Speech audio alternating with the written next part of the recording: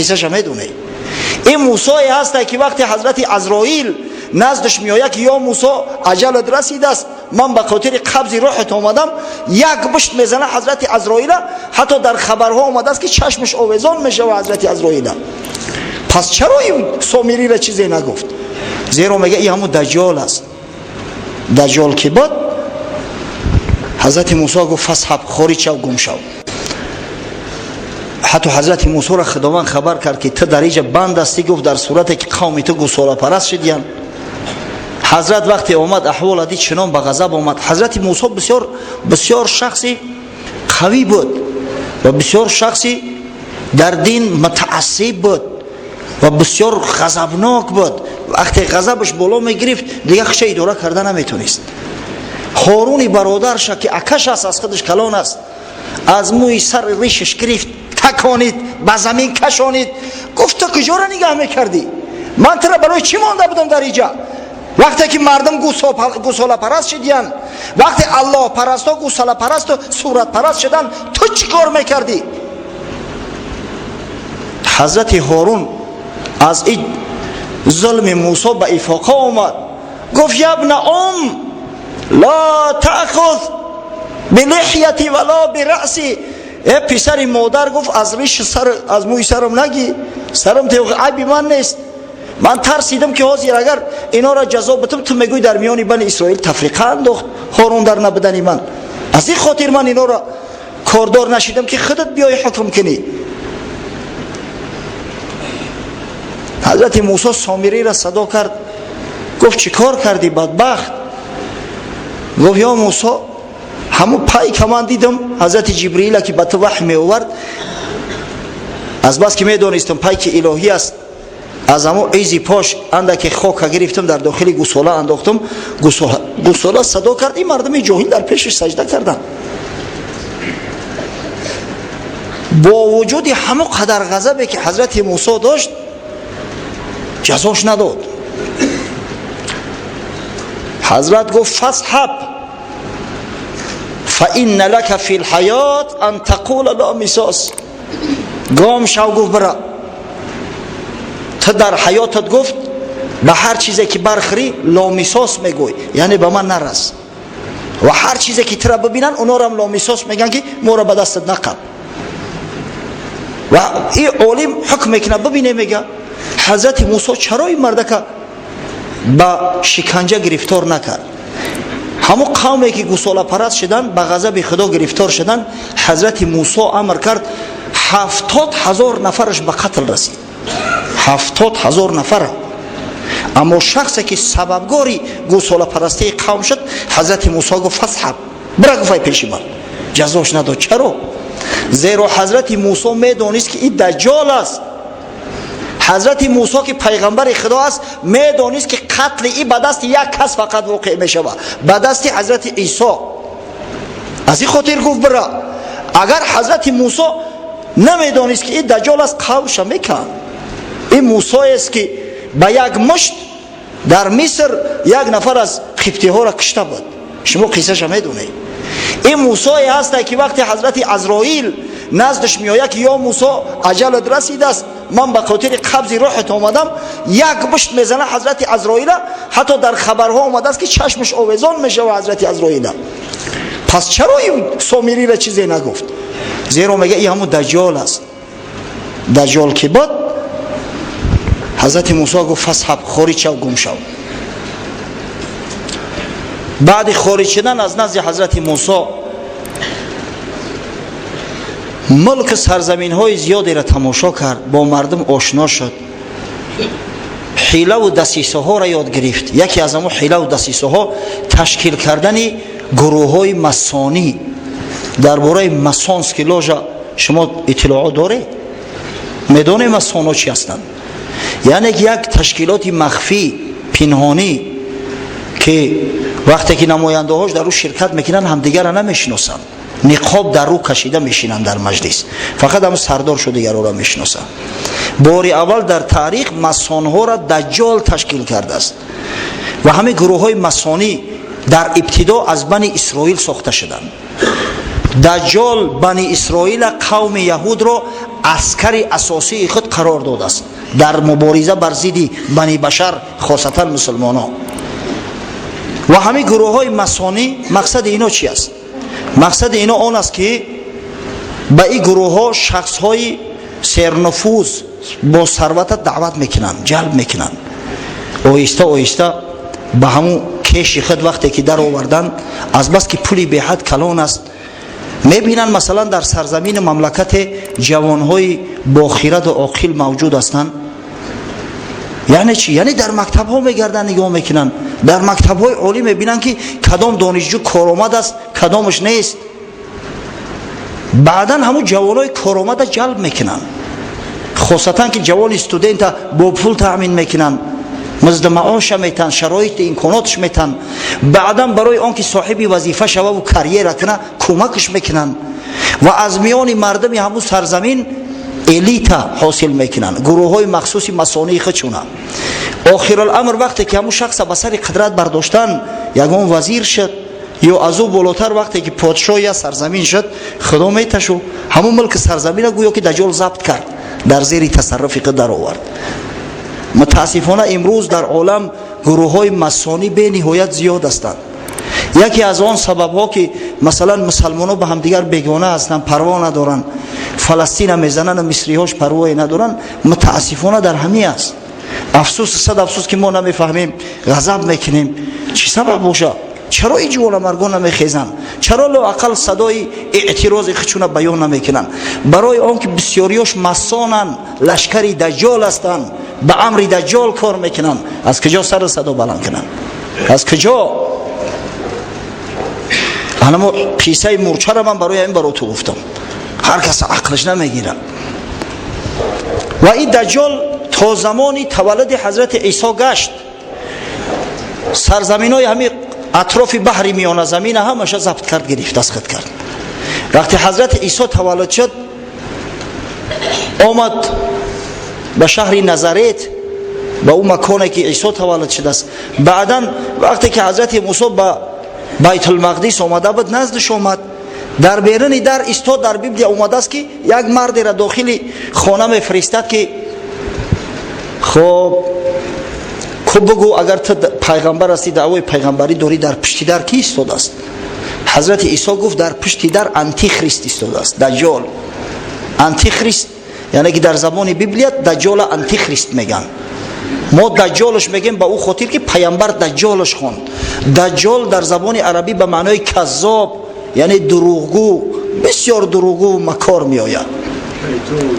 پیغمبر صلی الله علیه و سلم همون بدبختا و کافرایی را که نعوذ بالله دعوای پیغمبری کرده اند در تاریخ و شاید در آینده هم بکنن، همونا را با نام دجال یاد کرده است. در جامع سنن ترمذی اومده است، حضرت رسول الله صلی الله علیه و سلم فرماید انه سيكون في امتي الدجالون الكذابون 33. حضرت میگه که دجال های کذاب دروغگو در امت من 33 نفر ظهور میکنن. كلهم يدعي انه نبی و انا خاتم النبیین و لا نبی بعدی. هر کدامش ادعا میکنه که من پیغمبر هستم، در صورتی که من خاتم پیغمبرها هستم و بعد من دیگه هیچ پیغمبری نیست. یعنی که پیغمبر همون دروغگوها را، شخصایی که دعوای پیغمبری میکنن، با نام دجال یاد کرده است. از این خاطر ما همون آنتی خریست دجال میگیم.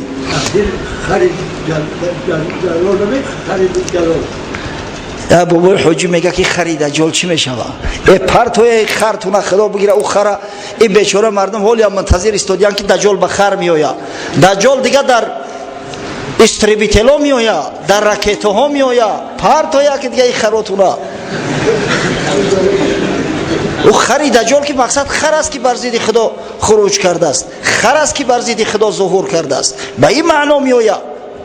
اما ببینید به حد مکار است بدبخت که قوم بنی اسرائیل که به چشم خود معجزه های حضرت موسی را دیدند، بنی اسرائیل که اکثر پیغمبرها از میان اونا خارج شدند، چی نوع گمراه و گوساله پرست کرد. پس ما و شما باید احتیاط باشیم. ببینه یک بدبختی به سعادت در خوجند ظهور کرد، یک به سوادی جاهل فامیل شریف افت والله اعلم نعوذ بالله دعوای پیغمبری کرد. بعضی مردم او را با خانه هاشو دعوت میکردن که پیغمبر خدا به خانه ما تشریف بیار. نعوذ بالله در عصر 2021 گفت موسی با یک مرد خیال که بدندش از شکاوت و زلال، صد گمانت بود در پیغمبریم، با چنین برهان این خلقی کریم، 100,000 معجزه دیدی زمن، 100 گمانت می فزود و شک زن. حضرت موسی وقتی غضبش کرد، یک نفر از بنی اسرائیل از یوخش گرفت که آخه لعنت خدا بر تو، گفت ای ملعون کافر، آخه تو در پیغمبری من شک داشتی، اینقدر معجزه ها را از من دیدی، هر کدامش با تنقید و با شک شبهه از مینه سرت میگذروندی. بانگ زد گوساله از جادویی، سجده کردی که خدای من تویی. اخوانه سوخته یک گوساله، یک ساحر جادوگر با گفت تو در پیشش سجده کردی. چه نبودی بدگمان در حق او؟ چه نکردی شک کنون ای زیشت خو؟ و چرا تو در حق او بدگمان نشدی؟ که شاید یکون حیله باشه. برو چی در سر تا در پیش یک بت گذاریدی؟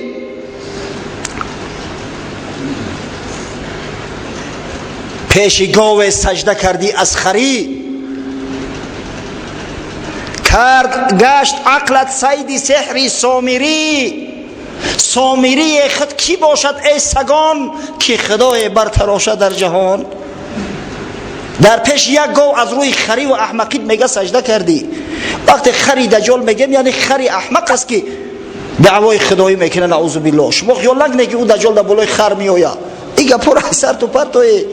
همین لفظ خر در یگان حدیث نه اومده است، در یگان نص شرعی نه اومده است. این مردم بیچاره ولی منتظرن که دجال در بالای خر سوار میآید. ما خود دیگه در خر سوار نمیشیم، دجال که حکمران جهان شود در خر سوار میشه.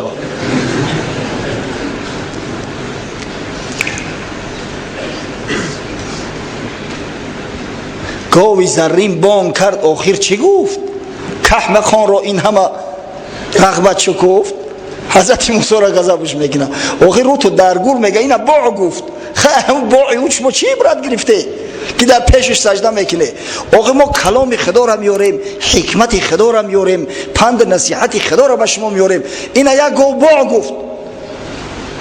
چی گفت است که این قدر شما خر شده در پیشش سجده میکنه؟ ولی متاسفانه یک گروه در بین ما پیدا شده است، دعوای تصوف عرفان میکنن و به حد جاهل هستند که به قبر پرستی مبتلا گشتیان. قبر پرست شدیان، خدا پرستا قبر پرست شدیان، مسجد روها قبرستان رو شدیان. افسوس صد افسوس. و دلیلشو چی است؟ میگن شیخای ما و پیرای ما دلشون میلرزونن. کش ما دلتون بلرزونه.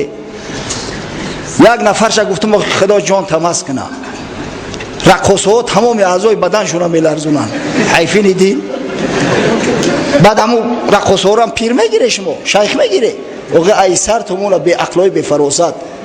در دنیا هر یک ساحر و جادوگر است، خاصتا در هندوستان. همین مگه های هند، یاگه ها حیله های میکنن. در جا ششتگی در تلویزیون نشونش میتن، همون کرسیش از زمین هم میتر میخیزن. با در پیشش سجده میکنی که این کار دیگر رو کردن نمیتونن. سبحان الله. حضرت امام شافعی گفت اگر شیخی را دیده که در آسمان میپره یا در بالای آب میدوه قدمش تر نمیشوه، مغرور نشوه به او. شما اول ببینه که مطابقتش به قرآن و به سنت پیغمبر صلی الله علیه و سلم تا چه حد است. گمراه نشوه. ما هم تاکید میکنم که بچهای عزیز گمراه نشوه، احمق نشوه. اکثر مردم از مسجد بیگانه میکنن. اینو شخصی که قوم مسجد است آیسته آیسته گم میشود، یا از جماعت دور میشود. ها چی کار میکنی؟ در خانه میشینم ذکر میکنم. و ذکر در سرت مونه، ذکر در مسجد بیا در پیش مردم بکن. این دین جماعتی است. خوب قصه خودمون دوام میتیم که وقت کم است. قصه کوتاه.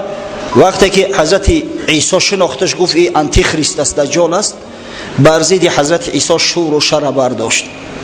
آخر الامر کار به حد کشید که حضرت خداوند عیسی علیه السلام به آسمان برداشت. شما میدونه این قصه را. و بعدا با شروع کرد در میان مردم نصرانی چنان فتنه های انداخت که امروز دین نصرانیت به 2000 فرقه های متفرقه جدا شده است. ولی یهودی ها خدا را یهوه میگن. یهوه در بعض روایات شیخ های ما اومده است که یهوه یکی از نام های ابلیس است. ابلیس پرست شو کردیم.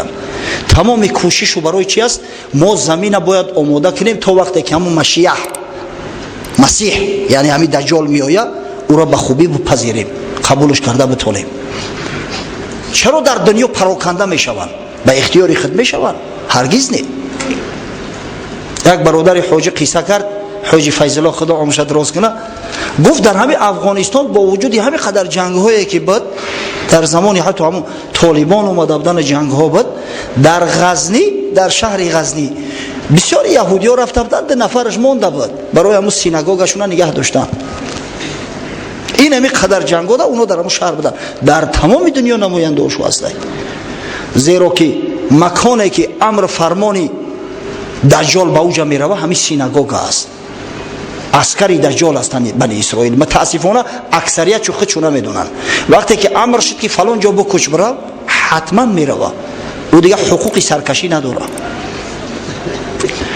چرا امروز ما حسد میبریم که این قدر اینو به مرادهاشو میرسن، در کجای چیکاری بخواهم بکنن؟ زیرا که یک کماندیر زنده دارن. کماندیر اینو دجال بسیار زیرک است، بسیار با تجربه است، ثروت دنیا را همه را در زیر تصرف خود در آورده است. شاید کسی سوال کنه که آخه این دجال نخواست 3500 سال زنده مونه، چی جای تعجب داره بچه‌ها؟ چی جای تعجب داره؟ وقتی که خدای تعالی با ابلیس علیه لعنه مهلت داد تا قیامت زنده میمونه، در صورتی که دیگر جنها تولد میشوند میمرن، ابلیس سبب اینه که تا روز قیامت زنده است. وقتی که خدای تعالی به حضرت عیسی علیه السلام مهلت داد، حضرت عیسی زنده است، ولی قبل از وقوع قیامت حضرت عیسی به زمین میآید و این دجالی بدبخت به قتل میرسونه. پس چی جای تعجب داره که خداوند متعال به یک شخص به خاطر فتنه مثلا همین 3500 سال 3000 سال عمر نده؟ ما و شما اکثریت ما الحمدلله میگیم که خضر علیه السلام زنده است. حضرت خضر هیچ جای تعجب نداره. در حدیث اومده است، بخاری و مسلم روایت میکنند، حدیث صحیح ترین حدیث هم از حضرت ابو سعید خدری رضی الله عنه، صحابی پیغمبر صلی الله علیه و سلم، که حضرت ابو سعید خدری روایت کرد، گفت یأتی الدجال و هو محرم علیه ان یدخل نقاب المدینه. وقتی که دجال میآید، میگه اندک پیشتر بدویم، وقتی که دجال میگه میآید یعنی آشکار ظاهر میشه، خودش آشکار نعوذ بالله پیغمبر اعلان میکنه و بعدا خدا اعلان میکنه. خدای تعالی بر او حرام گردانده است از سرحد مدینه عبور کردن. دجال تمام ملک‌ها را تصرف میکند غیر مکه و مدینه، بر روایات صحیحه پیغمبر صلی الله علیه و سلم، و غیر دمشق که در اوجا مسلمان‌ها تحت سرپرستی مهدی در محاصره بودن، دیگه تمام ملک سرزمین‌ها را ضبط میکنه. اگه دجال میگه مدینه میآید به خاطر تصرف مدینه، اما خداوند از بس که حرامش گردونده است در اومدن نمیتونه. در روایت اومده است حضرت رسول الله صلی الله علیه و سلم میگه لها یومئذ 7 ابواب علی کل باب ملکان. در همون روز مدینه 7 در داره، در هر درش 2 ملائکه خدا، 2 ملائکه پهلوان قراول ایستادیان که دجال ندرویه. وقتی که دجال نزول میکنه در نزدیکی مدینه، یک مرد از شهر مدینه خارج میشه. حضرت میگه هو خیر الناس بهترین مردم به در عصر زمان میآید نزد دجال، به دجال مراجعت میکند، میگوید اشهد انک الدجال الذي حدثنا رسول الله صلی الله علیه و سلم حدیثه. من گواهی میتم که تو دجال هستی، تو همون دجالی بدبختی هستی که حضرت رسول الله صلی الله علیه و سلم حدیثی او را به ما کرده است. دجال با گرد اطرافیاش مراجعت میکند، به مردم حوالی مدینه مراجعت میکند. وقتی که دجال نزد مدینه میآید، در حدیث اومده است که 3 بار مدینه میلرزه، سخت میلرزه. تمام فاسقا و منافقا دیگه شهر را ترک میکنن. از ترس دجال نه، مدینه منوره برای خارج ساختن این همه حرامی ها، این همه فاسقا و منافقا میلرزه. دجال به همین فاسقا مراجعت میکند، میگه ارایتم ان قتلت هذا ثم احییته هل تشکون فی الامر. ببینید میگه اگر من همین مرد آوازی بکشم در پیش چشم تو، بعد از نو زندش کنم، آیا شما نعوذ بالله در خدایی من شک دارید؟ شک میکنید؟ در جواب میگن نه، اگر بکش زندش کنی ما میگیم تو خدا هستی نعوذ بالله. فیقتله ثم یحییه، میکشش از نو زندش میکنه. ایره استدراج میگن.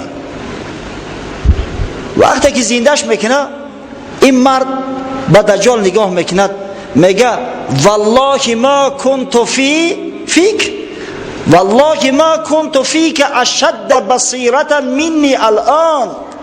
قسم به خدا میگه یقینم باز بیشتر شد که تو همون اعوری کذاب هستی، تو همون دجال ملعون هستی. این هر قدر که دجال کوشش میکنه دیگه کشتش نمیتونه.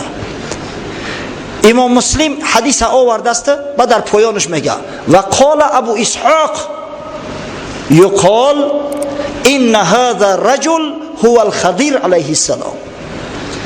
میگه ابو اسحاق یکی از راویای حدیث ابراهیم ابن سفیان گفته است که همون مردی که بر ضد دجال برآمد و با دجال مراجعت کرد، من گواهی میتم که تو دجال هستی، این خضر علیه السلام بود. آن همون لحظه ده خضر علیه السلام به شهادت میرسه، شهید میشود. پس چی جای تعجب داره که اگر دجال عمری مدید دیده باشه؟ این هیچ جایی نداره. خب قصه کوتاه. وقتی که نصرانی ها را متفرق ساخت، فتنه و نیرنگ های زیاد کرد، آخر الامر مانده می شود. به خاطر استراحت به همون جزیره ای که در اوجا بزرگ شده بود، کشتی سفر بر کرده و می رود. وقتی در ساحل فرمد، کشتی ها رخصت میکند، خود می آید که جاسوسه همراه 20 نفر ملائک خدا که به صورت آدم استاده بودند، با زنجیرهای بسیار غوث منتظرشند، از دست پاش میگیرند، در همون غاری که تولد شده بود در همونجا زنجیر بندش میکنن، میبندنش. این ساعتی تولد حبیب خدا محمد مصطفی صلی الله علیه و سلم بود. حضرت در همون وقت تولد شده است. مدت 63 سال دجال زنجیربند بود. امام مسلم در صحیح خود، مسلم ها میدونه نه بچه ها، انشاءالله قوم مسجدی ما خوب میدونن، صحیح مسلم در پهلوی صحیح بخاری است. صحیح ترین کتاب ها بعد قرآن عظیم شان حساب میکنن. این کتاب هایی هستند که در اینو یگان حدیثی ضعیف نیست. یک قصه را آورده است، قصه صحابی پیغمبر صلی الله علیه و سلم تمیم داری. همه قصه جاسوسی که گفتیم من این را از خودم نمیگم، این را از حدیث برای تو گفته استم. با گمان نکنه که همین فانتزیاش کرد رو آورده و از خودش چیزی لق داره. منبر پیغمبر صلی الله علیه و سلم جای افسانه گویی نیست برادرای عزیز. یکی از صحابه پیغمبر با نام تمیم داری که اصلش از فلسطین است، حتی میگن که زاهد فلسطین و اردن بوده است، بسیار شخصی بزرگ بود. این سردار نصرانی ها بود، یک کشیشی بزرگ بود. سال 9 هجری میوه مسلمان میشوه و در نزد پیغمبر صلی الله علیه و سلم قصهش میکنه.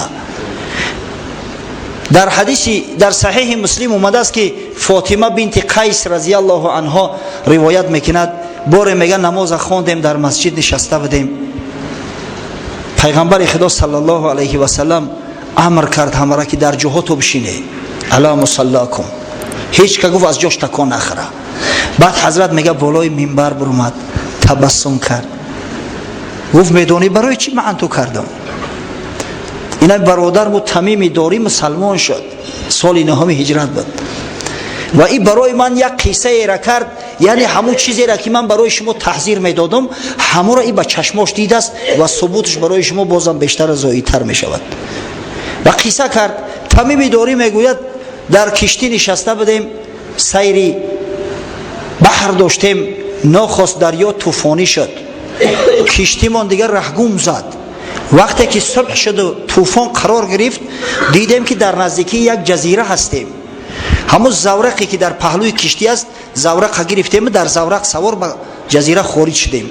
کشتی‌های کلون به جزیره نزدیک نمیشوند، شما میدونید نه؟ اگر پورت نباشه، زیرا که خوف اون است که یک خرسنگ کلون است در زیر آب، اگر در خرسنگ بزنه کشتی و زیرش سوراخ شود تمام او کشتی از کار میبروید، سرنشیناش غرق میشوند. از همین خاطر کشتی در بین بحر لنگر میپرتوید، در همون جایی که مثلا چقر است بعدا در زورق ها سوار میبرویند. در زورق سوار میگه خارج شدیم با جزیره، یک حیوان اومد بسیار پشمینه، حتی میگه سرش از قفاش فرق نمیکردیم که کدام طرفش سره کدام طرفش قفا، وقتی خم شده و علف میچری. حیران شدیم، گفتیم سبحان الله این چی هیکلی مهیبه. ناخواست به زبان در اومد، گفت شما کی هستی؟ به زبان انسانی میگه. در جواب گفتیم ما یک قومی از عرب هستیم. تو کی هستی؟ با فکرم گفتیم تو شیطانی. نخو گو گپ زنه. گفت شما به همین غار داخل شوه، در داخل این غار یک شخصی هست بسیار احتیاج به صحبت شما داره. ما از یک طرف ترسان که این شیطان نباشه یگان زیان ما برسونه، از طرف دیگر وقتی که این سخن شنیدیم بسیار میل رغبت ما بیدار شد. از این خاطر به غار میگه رفتیم، دیدیم یک شخص بسیار موی سری جنگیله داره، یک چشمش اعور با زنجیرها بسته شدگی در دیوار. نزدش آمدیم، گفت شما چی کسید؟ گفتیم ما یک قوم از عرب هستیم، از بنی لخم و بنی جزام. میگه سوال کرد که شما را به خدا قسم نخلستان بیسان آیا هست؟ گفتیم بله هست. گفت ولی خشک نشدین خرمهاش؟ گفتیم نه. گفت تا زمان او نخلستان خشک نشود من آزاد نمیشم. سوال کرد از یک بحر دیگر، بحیره، از یک حوض دیگر که آیا آبش خشک نشده است؟ گفتیم نه، آبش جاری است. از یک چشمه دیگر سوال میکرد، گفتیم الحمدلله مردم از آبش استعمال میکنن. بعد گفت پیغمبر آخر زمان برآمد؟ گفتیم بله. افسوس صد افسوس وقت بود تنگ است، اگر من کلمه های حدیث براتون میگفتم خیلی راحت میکرده. گفت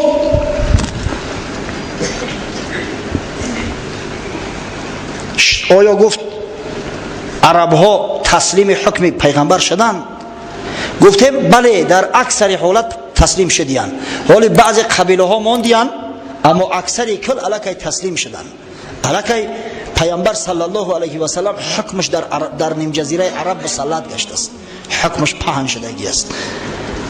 بعد گفتیم تو کی هستی؟ اینقدر سوال مو میکنی، تو را چرا زنجیر پیش کردیان؟ گفت من مسیح دجال هستم. مسیح دجال هستم گفت، و برای من خبر اومده است که تا زمان همون نخلستان نامبرده خشک نمی شود، تا زمانی که همون حوض آبش زمین فرو نمی برد، تا زمانی که چشمه نامبرده خشک نمی گردد، تا زمانی که پیامبر آخر زمان ترک دنیا نمی کند، برای من آزادی نیست. اما من گمان میکنم که نزدیک آمده است وقتی آزادی.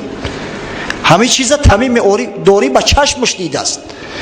نزد پیغمبر صلی الله علیه و سلم اومد، همین را قصه کرد و حضرت رسول الله صلی الله علیه و سلم از بالای منبر این را بیان کرد. پس من به همون شخصای مراجعت میکنم که میگن که دجال هنوز تولد نشده است. هی برادر از خواب غفلت بخیزی. و پیغمبر تمیم داری را نگفت که تو دروغ میگویی حالی دجال تولد نشده است، نه، گپی تمیم تصدیق کرد. پیغمبر خدا از بالای منبر به مردم بیان کرد، مردم تحذیر داد کیهاشتونه در سر تو بگیره. و با او کسایی که تا حاضر بیچاره گمان میکنن که دجال در بالای خر سوار می آید و بعد یک تلویزور در دست شای میگه که اگر پدر و مادر تا نشان بتم نعوذ بالله بگن که همین خدا از قبول میکنه، در جواب مردم بیچاره میگفتیم بله، بعد تلویزور را کلوچت میکرد است ای بالای خر، بعد صورت پدرش اون مردک میدیده است که میگفته است که بچم نعوذ بالله همین خدای در پیشش تعظیم که او زمانو برفتن. این مردم عصر 21 در زندگی میکنه. در یگان حدیثی که پونه اومده است، در یگان نصی شرعی ناومده است که دجال در خر سوار می آید، در یگان نصی شرعی ناومده است که تلویزور در تای کشش می آید. برعکس شیطان ها در خدمت چند. متاسفانه این هفته ما گپ تمام کرده نتونستیم، هفته آینده به اتمامش میرسونیم. من با شما صحبت میکنم که چه خیلی بین دجال و بین شیطان ملعون شرطنامه امضا شده است، یا همکار هستند، هم پیمان هستند. شیطان ها در خدمت دجال هستند و همون شیطان امر میکنه به شکل صورت پدر اعرابی بیچاره میشود. در حدیث اومده است، بعد میگه بچه جان نعوذ بالله یعنی خدای عبادتش کن، مردم بین این شکل بین این نمود گمراه میکنن. از این خاطر این دجال به قول اصح هست. علمای بزرگ عصر 20 از جمله بدیع الزمان سید نورسی تأکید میکنه که دجال هست. علمای حتی زمانوی، علمای مسلمانی که به علوم دقیق سر کار دارن مثل هارون یحیی یا قصه نویس نیستن، اینو پوست و رمان نمی نویسن، اینو معلمای متماتیک و خیمیا و فیزیک هستند. هارون یحیی حتی در اینترنت چاپ کرده است که آیا همین دجال پیدا شده است یا نه. بله میگه این دجال هست، دجال عمل کرده است. از همین خاطر برادرای عزیز احتیاط کنه. همه همین فتنه هایی که در جامعه برپا میشود همه به وسوسه و به دسیسه شیطان است. در مقابل ما دشمن بسیار خطرناک ایستاده است، دشمنی که سرور سرکرده آن دجال هست که تا وقتی وقوع قیامت نمیمره. دشمن سردار دارد که بسیار تجربه ناک است، او انسان عادی نیست مثل ما و شما، تجربه 3,500 ساله داره و همین بدبخت در مقابل امت محمد صلی الله علیه و سلم ایستاده است و در شرطنامه ای که با همراه ابلیس امضا میکنن پونکت اولش همی است که امت محمد صلی الله علیه و سلم بالکل از روی زمین نیست کرده شود. نعوذ بالله. پس یگانه علاج مبارزه بر ضد این دجال ملعون و لشکر بدبخت و بدتالی آن اتحاد ما و شما است. چنگ زدن ما و شما بر ریسمان اعلا، به قرآن عظیم الشأن و به احادیث پیامبر صلی الله علیه و سلم و به شرایع، به مقصد به روایات و به آثار بزرگان ما هست. اگر همین کار نکردیم شیطان ملعون همراه این رفیقش دجال میتونه که ما را پراکنده کند. برای کاری بسیار لازم نیست. مسلمان به مسلمان جنگ میدازد، ثمرش استفاده بردن میبینید. متاسفانه وقت ما تمام شد. دعا میکنیم که پروردگارا از شر دجال ملعون که حبیبت محمد صلی الله علیه و سلم این امت تحذیر میداد و به تو پناه میبرد، ما پناه میبریم زیرا ما عاجز هستیم. خدایا خداوند قدمان اون راسخ و استوار در اسلام بزرگ بدار. خداوند نگذار که این دجال با لشکری منفورش مردم مسلمان گمراه سازد. پروردگار عاقبت کارمون به خیر انجام ده و اسلام عزیز در سراسر عالم منتشر و پیروز گردان. اللهم انا نعوذ بك من الكفر والفقر.